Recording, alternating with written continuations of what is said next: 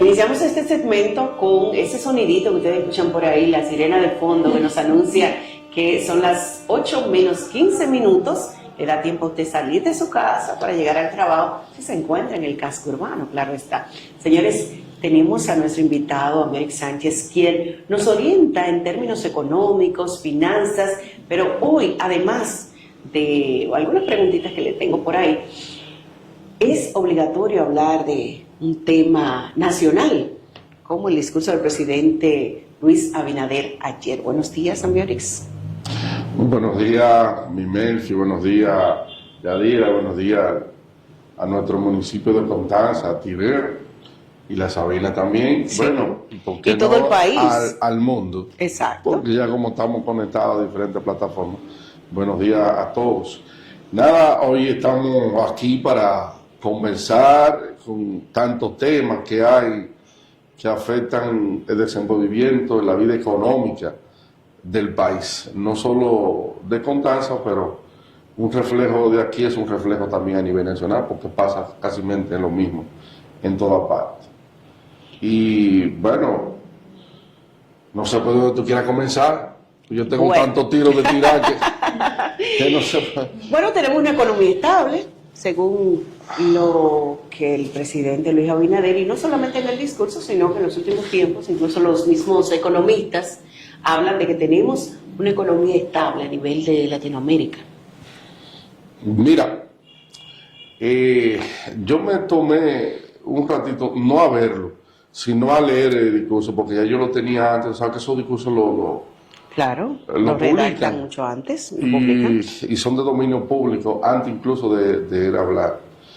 Y la verdad es que yo estoy sorprendido en la manera, cómo manejan estos temas de estas cifras, cómo manejan estos temas. O sea, un discurso de arriba abajo al 100% de elogio, o sea, de autoelogio, el mismo elogiándose entonces. Yo creo que los gobiernos deben de tener ciertos equilibrios y muchas veces también bajar hacia la población y no creer todo lo que le escriben los famosos asesores económicos, que no se contacta con la realidad. Porque mira, tú sabes que la economía tiene una particularidad que es muy parecida a la contabilidad. ¿Por qué es muy parecida a la contabilidad? Porque la contabilidad es lo que se le llaman doble partida. Y doble partida significa que cuando algo tú lo sacas de un lado, tiene que tener un origen. Y para generar el balance. Entonces tú no puedes, por eso se habla de balance general, ¿verdad? Donde agarran todos los activos, que son los que tienen las empresas, los bienes, y eso entonces tiene que ser igual a los pasivos más el capital que se ha invertido. La economía es algo parecido y hay que tener cuidado porque aunque se manejan y se maquillan muchísimos números, pero todas las cifras que tú das tienen también que reflejarse en otro lado. ¿Me explico? Tienen que tener una base. Tienen que tener una base. Allí yo observaba unas cuantas imprecisiones que no es lo que se contacta con la realidad que vive el pueblo dominicano. Vamos a comenzar hablando, por ejemplo, del presupuesto nacional. Mira, en los últimos 60 años, donde menos inversiones ha tenido el Estado, ha sido en estos últimos años que ha gobernado el PRM. Pero en toda la década, toda la historia que ha tenido la República Dominicana, el presupuesto más alto histórico lo ha manejado el PRM y su gobierno. Te estoy hablando de 5 billones de pesos. ¿Tú sabes lo que son 5 billones de pesos?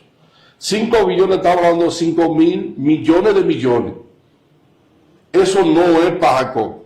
Eso hasta para ponerlo en una calculadora hay que buscar Excel y extender una fila de aquí allá para que se pueda ver. Sin embargo, ¿cómo se explica? Entre tantos recursos manejados, el presidente no pudo detallar cuáles han sido con precisión las infraestructuras que ella ha dicho que ha hecho. Porque los mismos datos que reflejan ellos son los mismos datos que dicen que cuando menos inversiones. Ahora, ella hablaba de un crecimiento increíble, un crecimiento económico. Yo me pregunto, crecimiento de empleo. Pero la misma cifra dice que más del 50% de los empleos que hay o del trabajo es informal. ¿Qué te dice esto? Que yo no. El único empleo que se ha generado ha sido el empleo de fifarro que ha tenido el mismo Estado abultando la nómina. Es el único empleo. Esos son empleados fantasmas que solo cobran. Bueno, si tú estás viendo que todo el tiempo el país lo que vive endeudándose, que esa es otra parte importante que hay que hablar ahora mismo, ha sido para cubrir gasto corriente. Gasto corriente, ¿qué es lo que implica? Todos esos gastos burocráticos, administrativos, de comisiones, de nómina. O sea, ¿dónde yo hablo entonces de la doble partida versus las cifras que ustedes manejan versus cuál es la realidad que lo retrata y dice que no es lo que ustedes están diciendo? Mira, he hablado algo puntual con referente al tema de la producción nacional. Específicamente se refería, pero nunca se hubiese tenido tantas importaciones como ahora. Las importaciones... ¿Importaciones de productos que aquí se cultivan? Sí, del agro. Eso ha incrementado más de un 200%. Entonces, si aquí hay tanta producción que supuestamente, según la cifra que él maneja, el 90% lo producimos nosotros, somos autosuficientes en el 90%. O sea, que no es necesario. Y entonces, yo me explico. ¿Cómo entonces hay tantas importaciones? ¿Cómo se duplican? ¿Cómo se triplican esas importaciones? Algo está fallando, algo no está bien. Lo que yo no acierto a entender, y siempre lo he comentado, economistas que no son economistas no solamente del gobierno, incluso hasta de la oposición, hablan de que hay una estabilidad económica, de que la economía nuestra está robustecida en la actualidad, pero la población no percibe eso. O sea, esa es la contrapartida. Cuando tú te vas a la población de la clase baja y hasta la clase media, como que no se percibe ni siquiera liquidez, no se percibe ese crecimiento del que se habla. Porque aun cuando, por ejemplo, un profesor que está ganando como entre 50, 60, 70 mil pesos, que no es dinero, pero con el costo de la canasta básica es absorbido. Mira, esa es la contrapartida. Explícame ese fenómeno para yo poder entenderlo. Sí, yo te voy a explicar. Mira, lo que conocen de estadística y lo que conocen un poco de economía, que le voy a hablar a ambos, cuando se hace la economía se nutre de hacer estudios de campo y de ellos sacar una media, o lo que le llaman promedio, para poder establecer. Lo que hacen estudios, también a través de estadística, se dan cuenta que cuando toman datos solamente en un sector y después quieren generalizar, esos datos son viciados. Es posible, o no posible, estoy más que seguro, que la cifra que manejan ellos es una cifra de cúpula. ¿Y qué es lo que es una cifra de cúpula? Bueno, donde van a la metrópoli, a Santo Domingo, van a Santiago, toman los puntos más frondosos económicamente que tiene una empresa, todo aquel que tiene un buen salario en el tema del Estado, y entonces sacan... Pero entonces no es una muestra representativa. No es una muestra representativa, exactamente. Mira, para medir el tema de la pobreza tiene que ser multidimensional. ¿Y qué es lo que es multidimensional? La pobreza no es solo falta de recursos, no. Porque para medir un índice de la pobreza también, y ver también la prosperidad, que es la contrapartida, tienen que ver el entorno social, tiene que ver el empleo, tiene que ver la delincuencia, tiene que ver el sector salud. O sea, un sinnúmero de informaciones que se deben de recopilar para poder hablar si una pobreza. Señores, y ese presidente se atreve a decir que según el plan de ellos, en el 2030, estamos hablando de la vuelta de la esquina, porque 6 años para los temas económicos son cero hambre.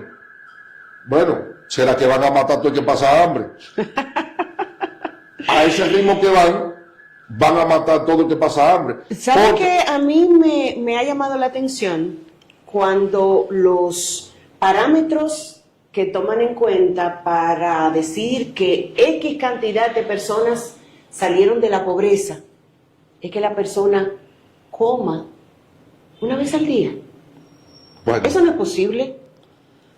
mira, Eso no es posible. Mira, ojalá que ustedes, a mí me gustaría entrar en un debate para que sea la gente que me nutra, porque yo, en las redes sociales completas y en todos los chats, yo no he podido ver todavía quién me pueda defender y me diga, los servicios que anteriormente existían, si han mejorado o han decaído y cuáles son los nuevos que se han creado. O sea, es una respuesta muy clara para que la gente entienda si lo que se está hablando es una vil mentira de número maquillado y de una situación que vive el país versus un mundo, ¿cómo le llaman el mundo de los muñequitos, un mundo de Disney? ¿Será que está viviendo? De fantasía. Porque esa no es la realidad. Mira, ¿cómo se explica? Bueno, ayer yo creo que fui, después que pasó el tema de discurso, vi un cortecito que le tomaron al Burqué, que le preguntaron, a Ramón Alburquerque, que le preguntaron con referente que cómo se explica el tema de la energía eléctrica. ¿Y sabe lo que dijo Echevarría Barazo? Que eso ha sido un descuido de mala planificación del gobierno pasado. O sea que 5 años después todavía de los gobiernos le pasados, seguimos echando la culpa a de los gobiernos gobiernos. pasados. Hablemos de ese tema, señores. ¿Cómo se le explica a este país que aquí se dejó el sistema eléctrico con apenas con un 24% de la pérdida de energía eléctrica? Y hoy en día eso ha duplicado.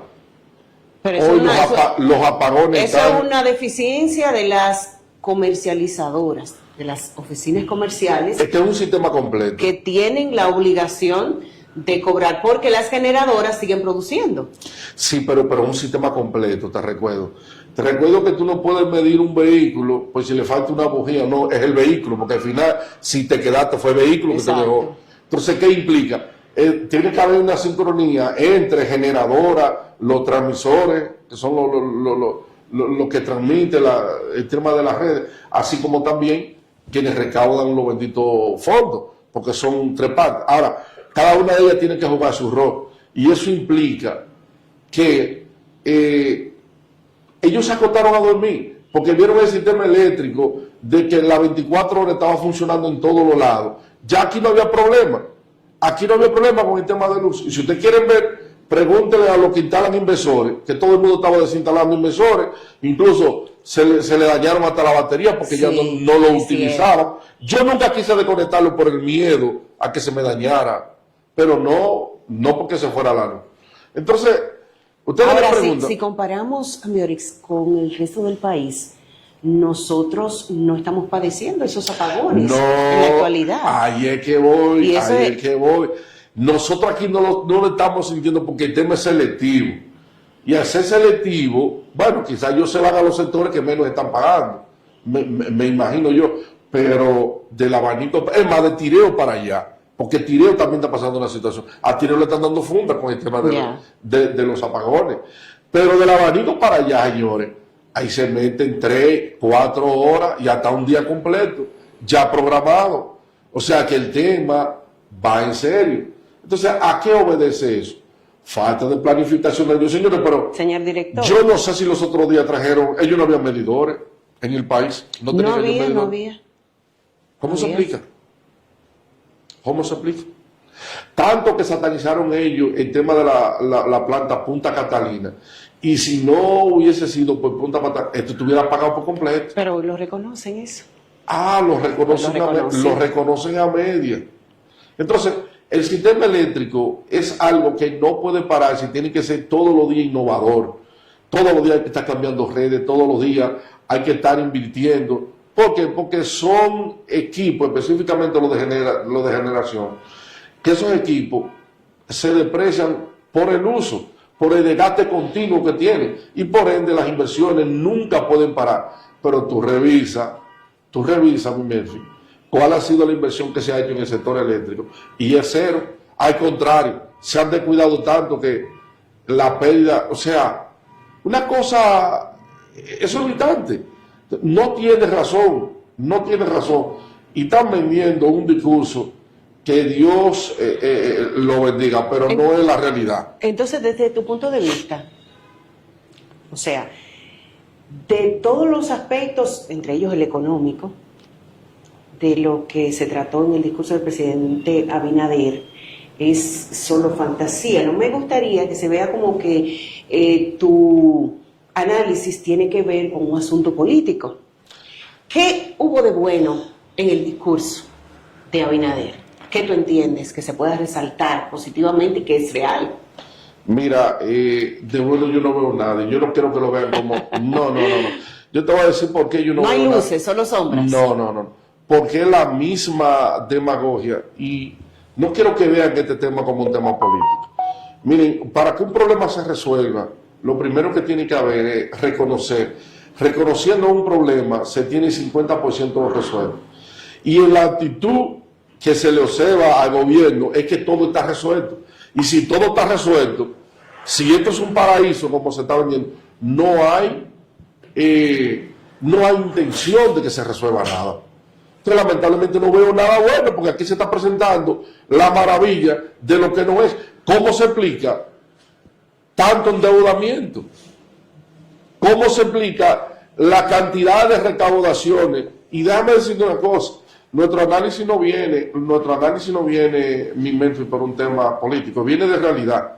Y te voy a decir por qué viene de realidad. Yo trabajo en un sector y en lo que va del año pasado, de la mitad del año pasado, yo he tenido la responsabilidad de cerrar unas 15 microempresas.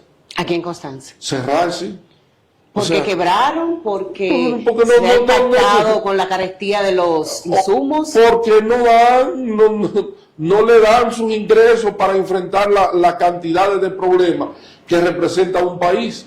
Y lamentablemente han tenido que cerrar. ¿Entiendes tú que esa misma situación se ha dado en otros pueblos del país? Claro, porque es que si tú lo tomas por un tema de una muestra, yo te estoy hablando de empresas que no solo que son de aquí, sino también están ubicadas en otro lado. Ya. Y lo más importante, que son de diferentes sectores. O sea, no estamos hablando que es un sector agrícola, no estamos hablando que es un sector de medicina. ¿Cuáles? O sea, que ahí es que voy. Que son diferentes sectores, desde el sector servicio, construcción, medicina, o sea, diversificado, que es lo más delicado. Porque hay sectores que en un momento tienen una baja y por ende puede bajar en sentido general. ¿Sabe un tema que yo no he podido entender? Hay muchas cosas de los aspectos económicos que uno no le encuentra explicación. Por ejemplo, el Ministerio de Educación, que un 25% de su presupuesto no fue ejecutado. O sea, un 25% del presupuesto, de los recursos, se quedaron que no se implementaron, habiendo tanto campo de donde invertir. Una vil mentira. Todo el tiempo han estado manejando eso. Eso es mentira. Eso es que al Estado le hace falta dinero. Y como no pueden cumplir con el presupuesto, dicen que lo devuelven. Lo restringen por otro lado. Y te voy a lado. explicar por qué. Vamos a entrar ahí a ese tema. ¿Cómo se explica, señores, que nosotros tenemos más de 100,000 niños fuera de las aulas? A nosotros se nos olvidó que yo hubo que habilitar un bendito programa donde el ministro estaba dando un incentivo para aquellos niños que se quedaron fuera de las aulas. Para centros privados. Segundo, ¿cómo anuncian demagógicamente de que en los próximos 1,000 que sé yo cuánto nuevas aulas? Pero el PL dejó 11,000 en construcción. O sea que ellos no han terminado esas 11,000 que están en construcción. Y hablando de que de crecimiento. Pero esas son las cosas que no cuadran económicamente. Porque si el ministerio estaba bebiendo dinero con todas las precariedades, porque aquí hay una serie de precariedades, y no hay que ser mago, cojan el mismo contacto y comiencen a averiguar las instalaciones de educación de aquí para que ustedes den cuenta. Que a la que no le falta un piso, le falta un techo, tiene problemas de filtración, ni siquiera están reparando la que hay. ¿Y cómo es que está sobrando dinero? Entonces, cuando a usted le sobra dinero en un tema de presupuesto, ¿cómo se le llama Pero eso? no te vayas más lejos. El presupuesto que reciben los centros educativos, el POA. El POA es elaborado en octubre o es entregado en octubre de cada año para el siguiente año. Así es. Y no se completan todas las partidas. Anualmente quedan partidas que no se entregan. Y no es que te lo van a acumular y te lo van a entregar en el siguiente año. Esos recursos son destinados a los centros educativos. Por cada estudiante hay 1,000 y pico de pesos que se entregan a esos centros educativos. Eso es para reparaciones menores del centro, la compra del agua, pero hay escuelas incluso que muchas veces tienen que hacer una colecta. Viven pasando vicisitudes. Déjame decirte que esa es otra falacia, la más grande, porque dentro de los centros de gestión hay centros que son centralizados y otros son descentralizados. La mayoría son centralizados. ¿Tú sabes qué implica ser centralizado? Que todo tiene que manejarlo el distrito al que pertenece. Y es una burocracia del mismo carajo para esa gente entregarle cualquier tipo de recurso. Son algunos liceos que tienen, que en algún momento se formalizaron y crearon un RNC y lo descentralizaron, cosa que no entiendo, porque deberían de ser descentralizados toditos.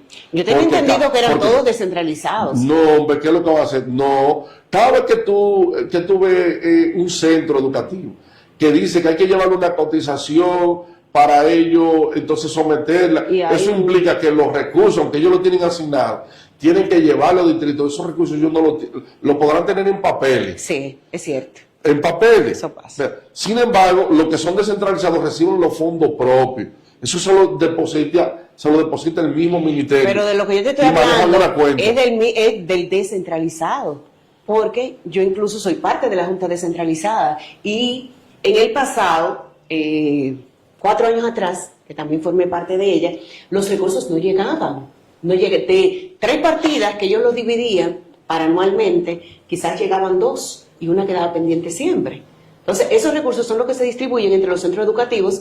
Cada director se encarga de exigir esos recursos porque sabe que le corresponde, porque de lo contrario se les complica el manejo de las operaciones diarias en los centros.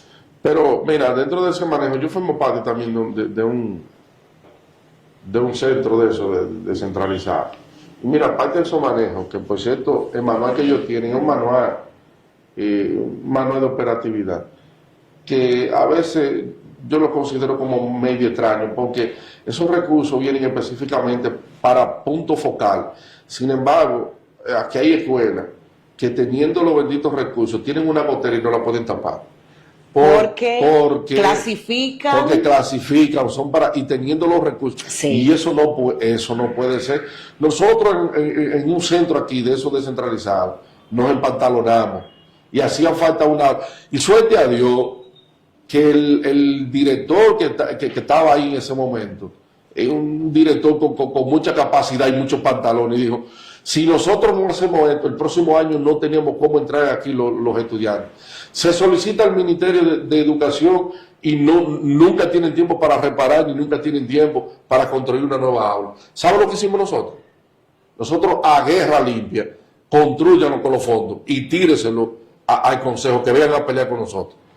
Teniendo el dinero ahí y no podemos construir una aula. Pasa. Entonces, no se explica por qué. No se explica. Puntualizaciones del tema, y quiero hacer el compromiso para que en la próxima visita nos hable acerca de finanzas, de cómo las personas, cómo los ciudadanos y nosotros los dominicanos, que yo decía al principio que somos, no tenemos el manejo de recursos, no sabemos ahorrar, no tenemos esa cultura, cómo debemos manejar las finanzas a nivel crediticio, de acceso a financiamientos, cómo manejar un historial saneado para poder acceder, porque muchas veces las pymes o los emprendedores, si no es así, no pueden avanzar.